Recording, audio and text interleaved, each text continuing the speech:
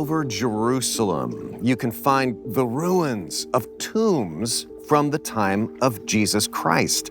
Some are unmarked and unknown and unvisited by tourists, but if you know where they are and you can find them on Urban Explorer websites and so on, you can explore them.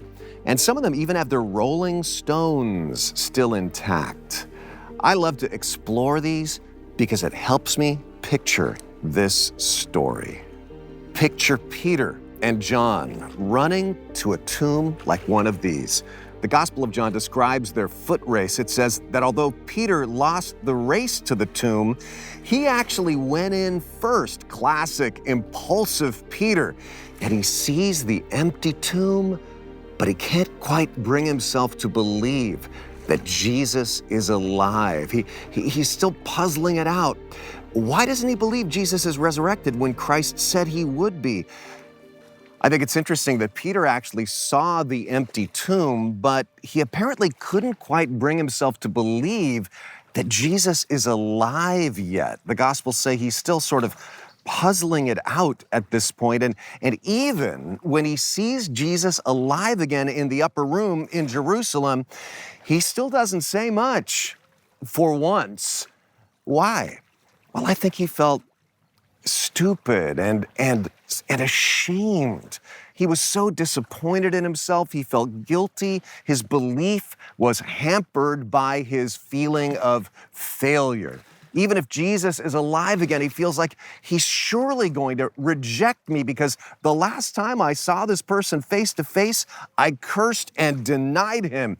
I was unfaithful, unreliable, untruthful. And in fact, after a few days, Peter says to the other disciples, you know what? I'm going fishing. I'm moving back up to Galilee. In other words, he's saying, I quit. Because he figures he's totally disqualified. And so Peter goes back to his old job, fishing, and he drags all the other disciples along with them. He's kind of a born leader. They just follow him back up here to the place where it all started 3 eventful years earlier, the shores of the Sea of Galilee. And they find what was probably their old boat from 3 years ago. And they climb into it, and they try their hand at their old job fishing. And Peter is a failure even at that.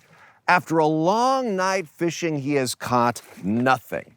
And it's early morning, and I imagine it being a little misty, and the light is dim, and suddenly a man they can't make out on shore yells out, "Hey boys, how'd the fishing go last night?"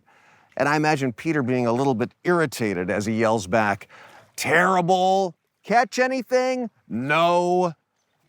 And then that man that they can't quite make out says, "Why don't you try the other side of the boat?"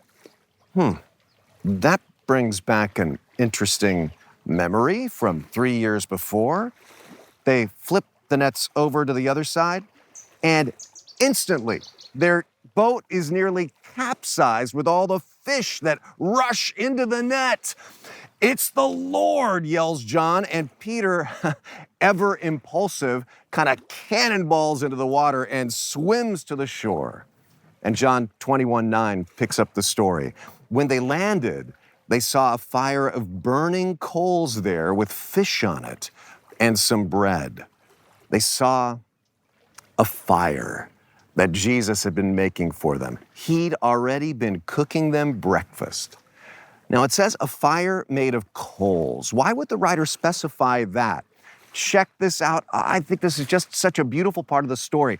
The Greek word anthrakia, from which we get our English word anthracite, meaning a charcoal fire, is the word that's used there in that verse. And it's found only twice in the whole New Testament. The second time is in this verse, John 21:9. The first time is John 18:18, where that word is used to describe the courtyard fire around which Peter denied Jesus 3 times. Do you know how smells can bring back memories? For me, the smell of campfires equals summer vacation. For me, the smell of coffee equals morning. The smell of popcorn equals movies. But for Peter, the smell of a charcoal fire like this equaled failure. In fact, the biggest failure of his life. And I think Jesus builds a charcoal fire here as if to say, hey, Peter, smell that? Remember another fire a few days back in Jerusalem? Well, why don't we rebrand that experience and so it doesn't haunt you? And when they had finished eating the breakfast that Jesus had cooked for them all, and again, I love that detail, Jesus kind of puts his arm around Peter and takes him aside a little bit, and he asks him one simple question 3 times. Peter, do you love me? Do you love me? Not, Peter, will you try harder next time? Not, Peter, do you promise not to disappoint me again? Not even, Peter, do you finally understand what I was trying to tell you? No. Do you love me? Jesus was asking Peter what to him is the most important question of all. And if you and I don't understand that that is the question Jesus is asking us, that is the question that is important to Jesus when it comes to our relationship with him, when it comes to our Christian discipleship, growing in our love for him, then you will always assume, listen to me carefully here, that Jesus is evaluating you based on your performance, which is terrible because that'll either lead you to despair as a Christian or to quitting as a Christian. Because just like Peter, you and I will fail. We will fail repeatedly. And I think Peter quit being a disciple of Jesus and went back to his old life, back to fishing, precisely because he still thought that way. Even a little bit, because after all, he had bragged to Jesus that he, Peter, would prove himself worthy, that he would be strong. And then when he fails in that vow, he just assumes Jesus is going to reject him. But what Jesus is saying with this question is, Peter, you have nothing to prove to me. You don't have to impress me. You don't have to earn anything from me. You just have to love me and then grow as you understand my love for you. So when Peter does insist that he loves Jesus 3 times, and then Jesus says, feed my sheep, again, 3 times. Why do you love me 3 times? Why feed my sheep 3 times? Well, I think he asks him that question and then gives him that mission once for every time Peter denied Jesus. 1, 2, 3. In other words, Peter, you've benched yourself. Get off the bench and get back in the game. You know what blows my mind? Here's the risen Jesus with resurrection power, like walking through walls power, appearing in the middle of a group power. I mean, he could have gone anywhere, done anything with that power. But what he chooses to do is to find Peter and to restore him. Because that, in the end, is how Jesus always uses his power.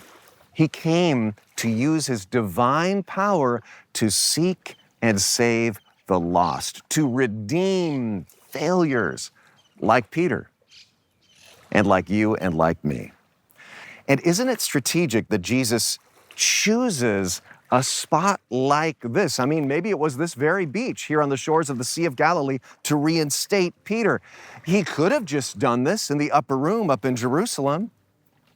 I'm sure it was because Jesus was communicating, look, Peter, I called you out of being a fisherman when you were fishing in a boat on this very lake shore 3 years ago, and now, knowing all that I do about you, now, after all the foot in mouth moments, now after all the cursing moments, now after all the denial moments, I would do it again. I chose you then, I choose you still, and I will never unchoose you. Do you ever feel like you've disqualified yourself from being a Christian? Then spend some time listening to the voice of Jesus speaking to you. What's he saying? Do you love me? Then come on, let's keep walking together. Jesus chose you, and he will never unchoose you. Aren't you glad? That's one of the things you will discover again and again as you follow Jesus step by step through all the ups and all the downs, just like Peter.